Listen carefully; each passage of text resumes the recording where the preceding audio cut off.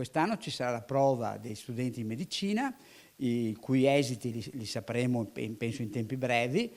Una parte di questi, pur avendo allargato il numero chiuso che c'era, una parte di questi ovviamente non faranno gli studenti di medicina, però nella loro scheda hanno fatto l'opzione per laurea in infermieristica, per cui quelli che rimangono passeranno ovviamente in infermieristica. A Treviso, sede staccata dell'Università di Padova, 100 i posti disponibili per medicina, ma ancora di più quelli per infermieristica, un settore che oggi più che mai ha bisogno di nuove forze.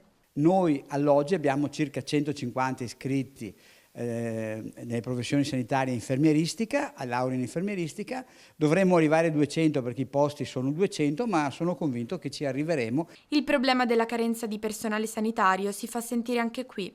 Un mestiere che richiede sì competenze tecniche solide, ma anche disponibilità a turni impegnativi e, soprattutto, capacità di dialogo ed empatia con i pazienti. Chiaro che il problema della carenza di infermieri rimarrà un problema legato soprattutto alla crisi vocazionale, perché è un lavoro, è un bel lavoro, che è un contatto con la persona, che è la presa in carico della persona, però bisogna avere appunto una vocazione a far questo. Come affrontare l'emergenza e rendere più attrattiva questa professione?